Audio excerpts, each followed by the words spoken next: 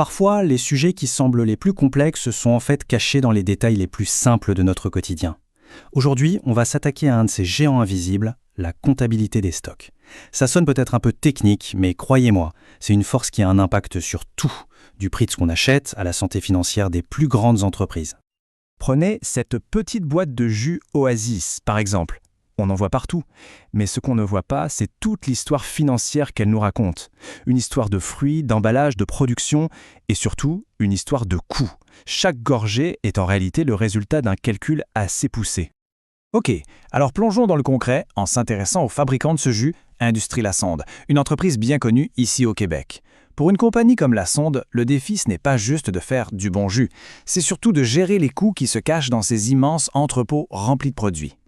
Pour Lassonde, les enjeux sont énormes. Il faut maîtriser les coûts des matières premières comme les fruits, bien sûr, mais aussi gérer les salaires, les frais d'usine, tout ça dans le but de stabiliser ce qu'on appelle la marge brute. En gros, c'est le profit que l'entreprise réalise sur chaque vente avant de payer toutes les autres dépenses. Et c'est absolument essentiel quand on a un chiffre d'affaires qui dépasse le milliard de dollars. On comprend vite que la gestion des stocks, c'est vraiment le cœur de la rentabilité. Mais alors, c'est quoi exactement les stocks? Si on oublie les termes comptables un instant, c'est assez simple. C'est le parcours d'un produit depuis ses composants de base jusqu'à ce qu'il se retrouve sur la tablette du magasin. C'est un actif, oui, mais un actif qui se transforme constamment. Chez un fabricant comme Lassonde, les stocks ont en quelque sorte 3 vies. D'abord, on a les matières premières, des palettes de fruits, des rouleaux d'étiquettes, ce genre de choses. Ensuite, ça devient des produits en cours, c'est-à-dire le jus qui est en train d'être mélangé et pasteurisé dans l'usine. Et enfin, on a les produits finis, des caisses de jus Oasis, prêtes à être expédiées. Chaque étape a une valeur différente pour l'entreprise.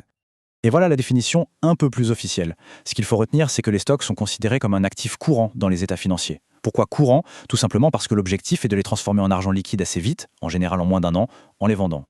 C'est là que ça devient intéressant, et un peu plus complexe. Le prix des matières premières, que ce soit les oranges ou le plastique pour les bouteilles, ça change tout le temps, et ça crée un véritable casse-tête pour les comptables. La question a l'air simple, mais la réponse est absolument cruciale. Imaginez.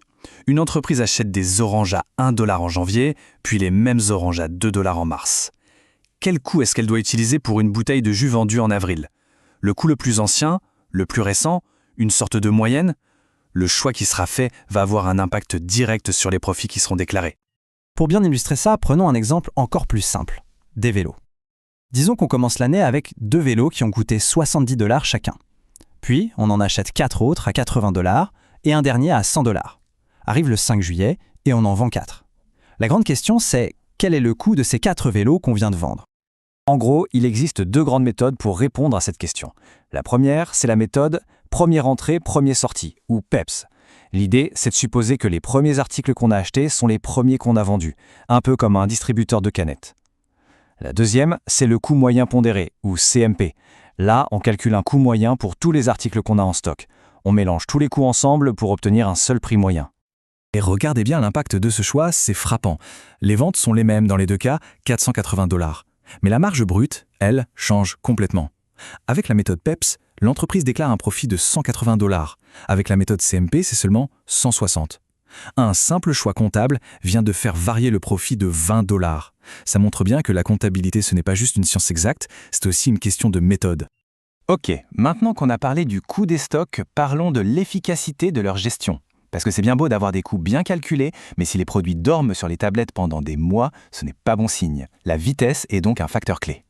Et pour mesurer cette vitesse, on utilise un outil très pratique, le taux de rotation des stocks.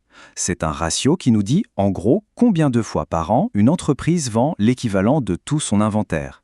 Logiquement, un taux élevé est souvent un signe de bonne santé. Ça veut dire que les produits ne prennent pas la poussière. Alors, revenons à Lassonde. En 2013, leur taux de rotation des stocks était de 4,90. Ça veut dire qu'ils ont vendu et renouvelé la totalité de leur inventaire moyen presque 5 fois dans l'année. La question maintenant, c'est est-ce que c'est bon ou pas? Eh bien, un chiffre seul ne veut pas dire grand-chose. Il faut comparer. Corporation Cote, un autre fabricant de boissons, a un taux de 8. Et regardez Second Cup, une chaîne de café, plus de 31. C'est énorme. Pourquoi une telle différence? C'est simple. Second Cup vend des produits très périssables, comme des muffins ou du café. Leurs stocks doivent tourner très très vite. Ça nous montre que le bon taux de rotation dépend vraiment de l'industrie dans laquelle on se trouve. Bon, il est temps de rassembler toutes les pièces du puzzle. Tous ces choix de méthode comptable et ces ratios de performance, ce ne sont pas juste des exercices théoriques pour s'amuser. Ils ont des conséquences bien réelles sur la façon dont une entreprise est gérée et perçue par le monde extérieur. En résumé, la méthode de calcul des coûts a un impact direct sur le profit affiché, et donc sur les impôts à payer. Ça affecte aussi la trésorerie. Plus on a de stock, moins on a d'argent disponible pour autre chose. Et pour les analystes financiers, ignorer la méthode utilisée par une entreprise serait comme essayer de comparer des pommes avec des oranges. Ça ne marche tout simplement pas.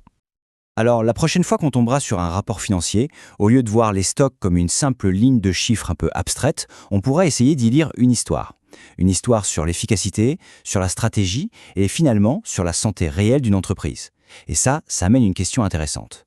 Pour une entreprise qu'on connaît bien, quelle histoire ces stocks nous raconteraient-ils ?